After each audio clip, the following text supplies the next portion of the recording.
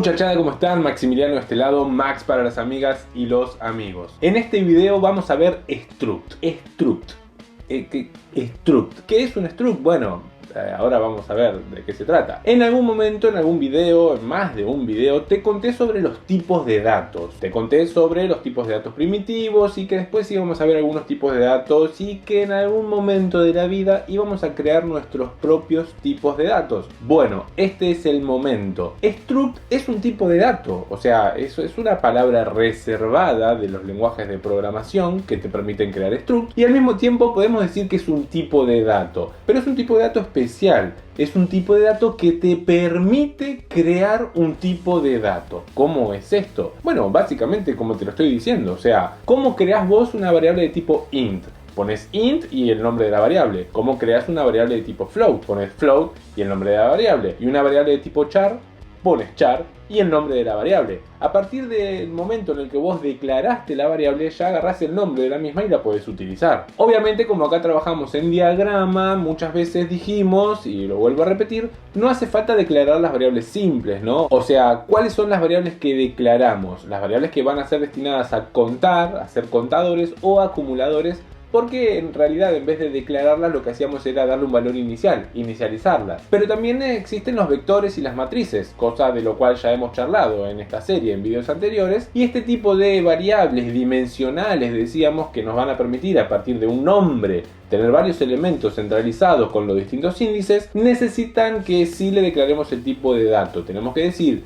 tipo de dato, nombre de la variable, dimensión de la variable. Bueno, un struct es básicamente lo mismo. Vos vas a decir struct y vas a poner un nombre. Con la diferencia de que cuando vos hagas eso, lo que va a suceder es que no van a ser una variable. O sea, yo digo struct Pepe, no van a ser una variable que se llame Pepe, sino que van a ser un tipo de dato que se va a llamar Pepe. ¿Qué quiere decir eso? Eso quiere decir que a partir de ese momento vos vas a poder crear variables de tipo Pepe. ¿Qué me estás diciendo, Maxi? Lo que te estoy diciendo, crear variables de tipo Pepe. O sea, si antes vos decías int número 1, int número 2, ahora vas a poder decir Pepe mi variable 1, Pepe mi variable 2. O sea, ¿y para qué quiero hacer yo eso? Bueno, ahora vamos a ir viendo, para un montón de cosas. Ojo, atención, porque si vos ya has estado haciendo algún cursito, viste algo de programación, investigaste unos videitos en YouTube, estarás diciendo, ah, esto es un objeto, esto es programación orientada a objetos.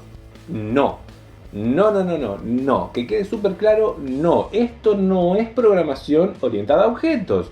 Recién estamos arrancando, no, ya llevamos a esta altura, llevas una serie importante de videos de ejercicios de programación. Pero todavía estamos trabajando con lo que se denomina programación estructurada, que es uno de los paradigmas de programación, tenés muchos paradigmas de programación. Estamos trabajando con el paradigma estructurado. Y struct no viene de estructurado en realidad. Struct es una herramienta más que tenemos disponible en la vida de la programación, en este esquema de programación estructurada. Es parecido, si vos, o sea, yo hago la mención porque muchas veces me lo dicen, estoy dando clases y esto es un struct, un objeto. No, te digo que es un struct. Entonces, no, o sea, tengan en cuenta que no, struct acá, objetos acá, o si querés struct acá, struct acá, objetos acá. O sea, es un paradigma completamente distinto que en algún momento, dentro de muy poco tiempo, vamos a comenzar a charlar. A medida que vaya ampliando un poquito más este tema struct, voy a seguir haciendo diferencias con objetos para que entiendas un poco más, si es que tenés conocimiento de objetos. Si no, esa parte olvídate, o sea, struct. Bueno, ¿para qué lo hago? ¿Cómo lo uso? ¿Para qué me sirve? Listo, vamos a ver un poquito más al respecto, porque lo único que te dije hasta ahora es que podés crear tu tipo de dato Pepe. En realidad no es lo más, digamos, chistoso o lo más interesante del asunto crear un tipo de dato que se llame como quieras. Lo que vamos a hacer acá es tratar de crear tipos de datos complejos, compuestos, que me van a venir a solucionar problemas o que me van a venir a facilitar la vida, digamos, más que solucionar problemas. Y crear un tipo de dato que se llame Pepe o que se llame Maxi, por ahí no tiene mucho sentido, pero sí empieza a cobrar más sentido cuando estamos trabajando con un registro un poquito más complejo dentro de nuestro programa, y ese registro le podemos dar una forma, le podemos dar una entidad, que ese término viene de otro lado también, que no viene al caso, o una forma, un formato, ¿no? Entonces decimos que voy a crear una estructura de ese tipo que yo estoy manejando. Cuando digo ese tipo me refiero a los registros. Hasta esta altura ya estuvimos trabajando con registro de clientes, registro de ventas, registro de productos, registro de todo ese tipo de cosas cuando trabajamos con los lotes combinados, ciclo corte de control, lotes de carga, lote de proceso. Todo eso ya estuvo trabajando con registros de cosas tangibles, no de la vida real. Otra vez me robo un término de otro lado. Pero ¿cómo los trabajábamos? Lo trabajábamos de una manera un tanto complicada, ¿no? Porque decíamos, si tengo que cargar, por ejemplo, en el lote de carga, lote de producto, tengo que cargar un lote de 30 productos, cada producto tiene precio, cada producto tiene código, cada producto tiene stock. ¿Qué teníamos que hacer para guardar eso? Teníamos que crear 3 vectores de 30 elementos y cargar con un for de 30 en los 3 vectores de 30 elementos, las 3 variables. Todo un lío, ¿no? Bueno, si vos usás estructura, eso lo vamos a poder minimizar un poquito y vamos a ir rápidamente a ver cómo se escribe esto y cómo se arma más o menos. ¿Cómo se escribe esto? ¿Cómo se declara un struct? Porque el struct hay que declararlo, ¿ok? Cuando vos vas a crear este nuevo tipo de dato, lo que vamos a hacer es declarar el tipo de dato, crear el tipo de dato y luego de eso recién lo vamos a poder comenzar a utilizar. O sea, vamos a hacer inicio, ¿no? Como dijimos que creo una variable de tipo int A, listo, tengo mi variable de tipo int. Lo que estoy haciendo es declarar mi variable de tipo int, cosa que en el diagrama no solemos hacer. Ahora quiero declarar un vector de tipo int. Bueno, este sí lo tengo que declarar, sea diagrama, sea código, todo lo tengo que declarar. Vector 1 de 10 elementos de tipo int. Perfecto, ahí tengo declarada mi variable de tipo int. Y tengo declarado mi vector 1, mi v1 de 10 elementos también de tipo int. Supongamos que quiero declarar un registro de, vamos a hacer el ejemplo más absolutamente clásico de la vida mundial. No, pero ese va a ser un poco difícil. Vamos a hacer el ejemplo de el ejercicio número 1 de la guía del lote de carga y lote de proceso. Que si no tenés la guía, anda a maxiprograma.com, te descargas la guía de ejercicio y tenés todos los ejercicios. Que a esta altura ya debería tener. ¿Por qué? Porque ya vimos lote de carga, lote de proceso, hicimos ejercicio, todo ese tema. Así que bueno, si no la tenés, anda a buscarla. Si la tenés, presta atención, más o menos debe tener el ejercicio a mano en la cabeza. El ejercicio dice, una empresa que fabrica 20 artículos tiene la siguiente información para cada uno de ellos. O sea, ¿por qué voy directamente a un ejercicio? Porque la manera más sencilla de mostrarte un struct es usándolo, ¿no? Entonces vamos a ver un caso práctico y creamos un struct. Acá creé 2 variables de tipo común, que esto ya lo sabes hacer y esto ya lo hemos implementado en la práctica también. Así que ahora vamos a hacer una práctica usando directamente un struct. Bueno, entonces te decía, una empresa, ejercicio número 1, lote de carga de proceso, guía de ejercicio número 9, maxiprograma.com. Una empresa que fabrica 20 artículos tiene la siguiente información para cada uno de ellos. Código de artículo de 4 dígitos no correlativos y precio unitario. No tiene más datos, tiene esos 2 datos nada más. Le dice, el primer lote no se encuentra ordenado, bla bla bla, cuenta con otro lote, listo. O sea, no me importa analizar todo el ejercicio, igual nunca me importa analizarlo todo, primero tengo que determinar cuáles son los lotes, cuál es el de carga, cuál es el proceso. Bueno, en este caso, el primer lote es el lote de carga, se tiene una lista de 20 artículos y cada artículo cuenta con esos 2 registros. Si vos recordás, si lo viste o si intentaste hacerlo, recordarás, y si no tendrás que repasar, y si no, trata de ponerte el tema con lo que te digo. Pero si vos entendés o recordás este ejercicio, acá tenemos un lote de 20 artículos que tiene que ser cargado, ¿no? Tenemos que cargar esos datos y guardarlos en algún lugar que me permita hacerlo. En este caso, ¿qué lugar me va a permitir hacerlo? Bueno, vectores, ¿no? Voy a necesitar crear 2 vectores, uno para guardar los 20 códigos de artículos y el otro para guardar los 20 precios unitarios. Y dijimos que los 2 vectores los creamos y los índices se correlacionan y ta. Perfecto. Ahora, imagínate por un momento, o sea, por ahora yo tengo esos 2 datos, pero imagínate que además de tener código y tener precio unitario, el precio sería precio de venta, tengo precio de compra y tengo cantidad de stock. Supongamos, le agrego 2 datos más a esta consigna para darle un poquito más de gracia a la cuestión. Ya no son 2 vectores los que tendría que usar para guardar esos 20 datos, esos 20 registros. Ya serían 4, ¿sí? Y después en las funciones de búsqueda que yo después tengo que hacer en el lote de procesos, también si más o menos recordarás, la cuestión se sigue volviendo cada vez más compleja porque ya tengo que jugar con un índice entre 4 elementos, entre 4 vectores y bueno, es un poquito más complicado. Más aún si el registro es más complejo todavía. De hecho, si vamos al lote de proceso, dice cuenta por otro lado con un lote de registros con las ventas. En el lote anterior eran productos, en este caso son ventas. Tener claro el registro es importante. En este caso son ventas con las ventas del año anterior. Cada registro contiene la siguiente información. Y este registro ya cuenta con más información. Este registro cuenta con número de cliente, con código de artículo, con mes, día y cantidad vendida. Ya son 5 los datos que en el lote de proceso no hay que guardarlos, pero sí son elementos simples que tenemos que manejar sueltos y que por ahí querríamos manejarlo de una manera un poquito más centralizada. ¿Cómo sería centralizada? Bueno, volvamos al lote de carga y vamos a tratar de modelar esto. Fíjate, dijimos que en el lote de carga entonces tenemos los 20 artículos y cada artículo tiene 2 datos y yo le agregué 2 más para que sea más complejo, no importa, estoy destruyendo un poco la consigna. Los datos entonces son código de artículo, precio unitario, precio de compra y cantidad de stock de ese artículo. Entonces, si yo tengo que cargar eso, voy a tener que hacer primero declarar 4 vectores, ¿no? 4 vectores, vector de código, vector de precio de venta, vector de precio de compra y vector de stock. Y después voy a tener que hacer el ciclo para cargar esos 4 vectores, pedir los 4 datos y cargar los 4 vectores. Bueno, vamos a hacerlo distinto. Vamos a crear un tipo de dato que se llame producto, que me va a venir a facilitar la vida, ¿no? Entonces, ¿cómo voy a crear mi tipo de dato producto? Si lo estuvieses haciendo en el código, tendrías que escribir la palabra reservada struct, seguido por el nombre que vos le querés dar a este tipo de dato. En este caso, la sintaxis es parecida a programación orientada a objetos en un diagrama de clase. La sintaxis es una especie de cuadradito un poco más alto, un rectángulo vertical, con una rayita separadora en la cual vamos a poner el nombre del tipo de dato. En este caso el tipo de dato va a ser producto y lo vamos a poner en mayúscula producto. Bien, el nombre del tipo de dato en este caso sería struct producto, ¿no? Yo te voy haciendo más o menos ahí la comparativa. Producto, entonces este es el tipo de dato. Acá acabo de declarar mi tipo de dato. A partir de este momento yo puedo crear una variable de ese tipo. ¿Cómo? Como hice acá. Si para crear una variable de tipo int pongo la palabra reservada int y el nombre de la variable, para crear un tipo de una variable de tipo producto tengo que poner la palabra producto, que ahora pasa a ser una palabra reservada. O sea, de paso te cuento, estamos inventando una palabra reservada, ¿no? O sea, me acabo de dar cuenta igual. Así que tenemos que poner producto y el nombre de la variable. Entonces, si yo quiero crear una variable de este tipo, va a ser producto y no sé, M le pongo, qué sé yo. Y ahí estoy creando una variable de tipo producto. Sí, está bien, todavía no te estoy diciendo nada útil, porque ¿qué hago con esto? O sea, ¿y la magia dónde está? Bueno, la magia está en que yo le tengo que dar formato a este tipo de dato. Le tengo que dar la forma.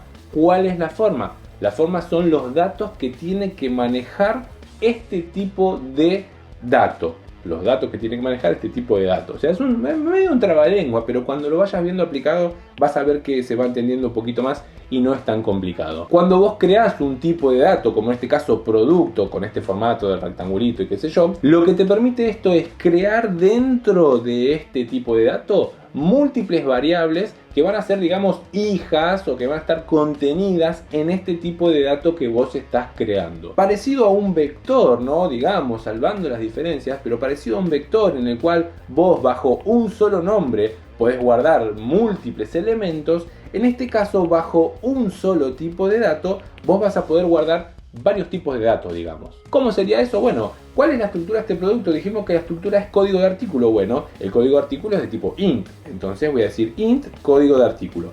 Pero es uno, no es un vector. No tengo que hacer un vector de... No, porque yo acá estoy creando el tipo de dato producto. Y un producto, ¿cuántos códigos tiene? Un producto tiene un código. Un producto, ¿cuántos precios tiene? Un producto tiene uno. En este caso tiene dos, el precio de venta y el precio de compra. Entonces float, precio de compra, float, precio de venta, y int, cantidad, vamos a decir stock, así. Entonces fíjate lo que hago, yo creo un tipo de dato en el cual internamente le creo, en este caso, otros 4 tipos de datos.